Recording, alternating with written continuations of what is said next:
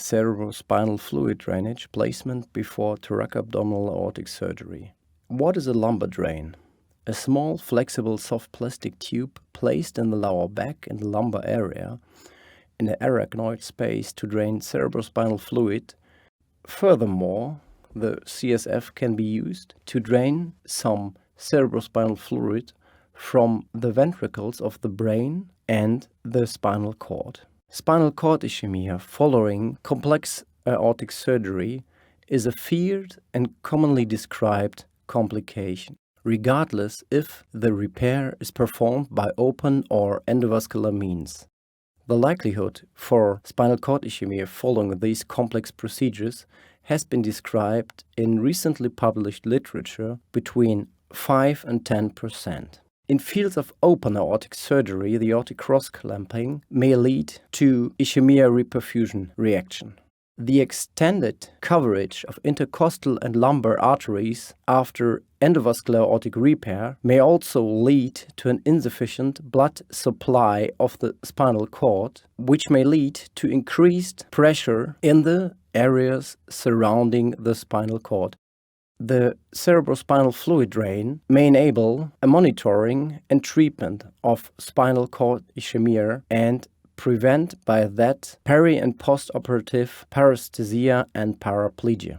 Before the placement of a lumbar drain could be performed, the following materials are required: a standard lumbar puncture kit, local disinfection, spinal epidural catheter kit, sterile materials such as gloves, mask, and hat, and, according to the recommendation of the European Vascular Center Aachen-Maastricht, a LiquoGuard system, which will be explained later on.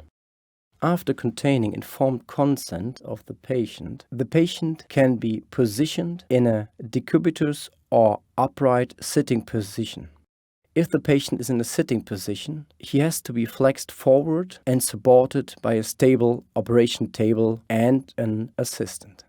As the first step of the procedure, the performing physician needs to identify the interspaces and mark the puncture site at the level L4-5 in a perpendicular line from the iliac crest. The L3-4 interspace above this level may also be used. After adequate preparation, a sponge applicator provided in the lumbar puncture tray could be used to prepare the bag with disinfection, beginning at the site marked for the needle puncture, working outward. It is recommended to repeat this procedure twice. As next step, the patient should be draped and the landmarks should be rechecked.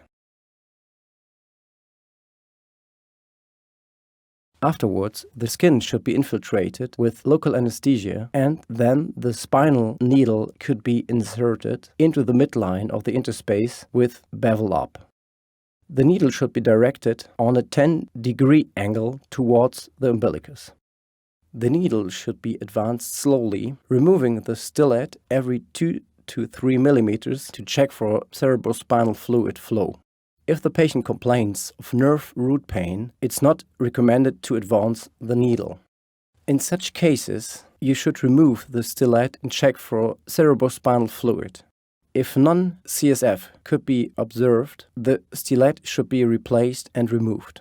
As next step, the needle should be removed to the subcutaneous tissue, the angle should be changed, and a further try should be performed. If repeated bony resistance is noted, discard the needle and replace it. If blood is returned, watch for clearing of fluid.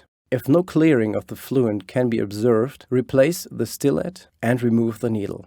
Once CSF flow is established, rotate the needle 90 degrees counterclockwise, attach a standard epidural catheter into the subarachnoid space. Withdraw the needle and attach the system to epidural drainage.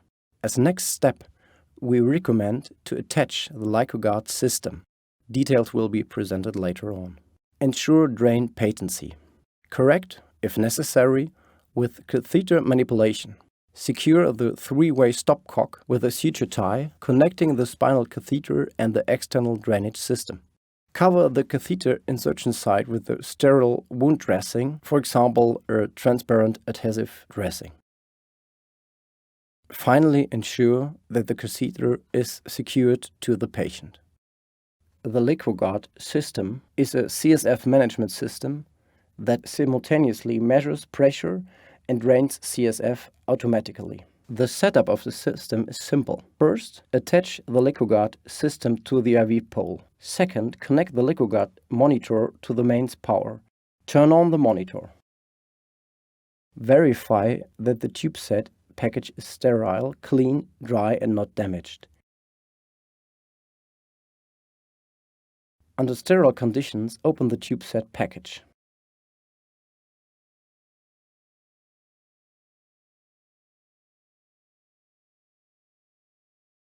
Connect the drainage bag to the distal end of the LiquoGuard tube set.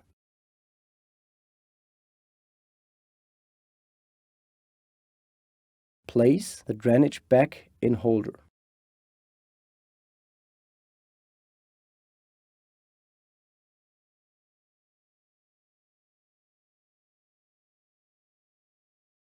Verify stopcock to drainage bag is open.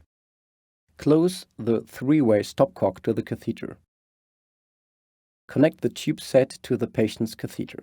Caution: the butt of the stopcock is off. The three wide arms point towards open pathways. Open pump cover flap and load tubing.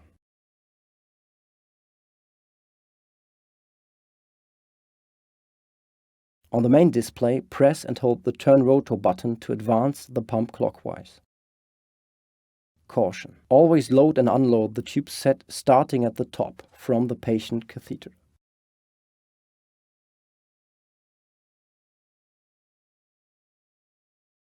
To load the tube set, open the three-way stopcock to the patient catheter. CSF will flow to a point just distal to the pressure sensor. Caution: ensure tubing is primed with patient CSF to above 2 cm beyond the pressure sensor. If present, turn rotor to remove air pockets bubbles between the patient's catheter and the pressure sensor. Fix the pressure sensor to the patient near the puncture site. To start the application, plug the sensor cable into the LiquoGuard monitor. Select Start Application. Unpause the pump. Set the drainage and alarm parameters according to the recommended standard values and verify that the system is operating properly.